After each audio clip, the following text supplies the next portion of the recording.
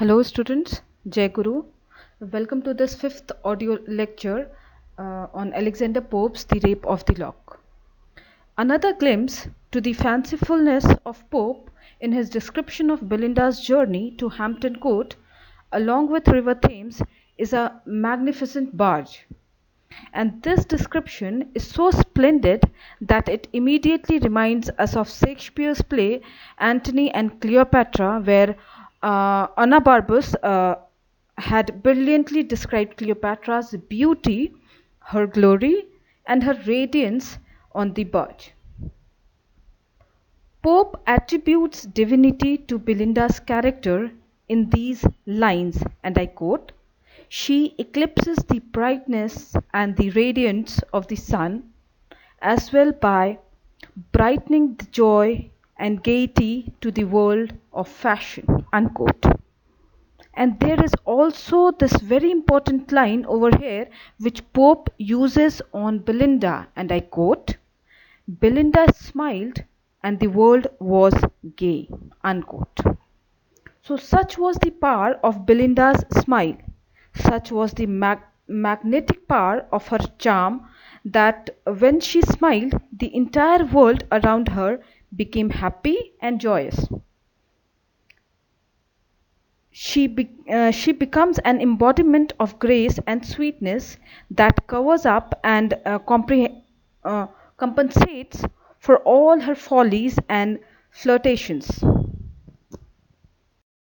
And Pope asserts, and this is in Canto 2, line numbers 165 to 166, and I quote, "If to her share some female errors fall, look on her face and you'll forget them all." So her face has that magnetic charm to make any onlooker and observer oblivious of her coquetry and flirtatious nature. It is not only Belinda's beauty which is imaginative highlighted here, but Pope's description of entire serenity, the scenery, the sky, the breeze, and the sunlight. When he states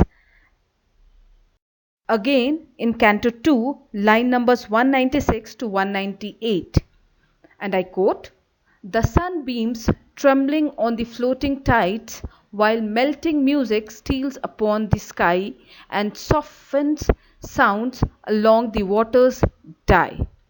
Unquote. The use of words that Pope uses in these lines essentially shows that romantic imagination that Pope uses in these lines of Canto 2. Also, Pope's romantic fancy never fails to impress us in his rendering of the tea ritual at the Hampton Court, which is very much evident in Canto 3, line numbers 399 to 400.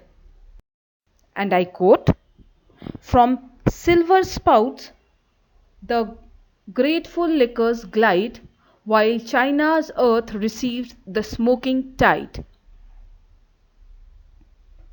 So this is a brilliant way to describe that how a hot tea poured out from the snout of the silver teaware into the cups kept in front of them. So here we find that the card game has been transformed into an epic battle. And till now we have seen that how Pope's romantic bent of mind is at play, and now we shall be going it into more deep. The card game, which is the game of ombre that Pope describes in the subsequent canto, also talks about his romantic imagination to a great extent, where all the four important groups of cards almost gets elevated to an epic battle, and also the battle of the sexes. The card game has been transformed by Pope into an epic battle, expressing the imaginative mind of Pope. The poet also gives a mock heroic simile. where the defeat of the combined army of hearts, diamonds, and clubs resembles the defeat of the great army at epic proportions.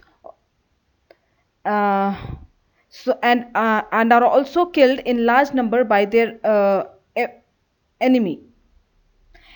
Any kind of epic battle entitled chaos and a lot of commotions. The epic battle here, which Pope ridicules and satirizes, one in Canto 3, is very much reflective.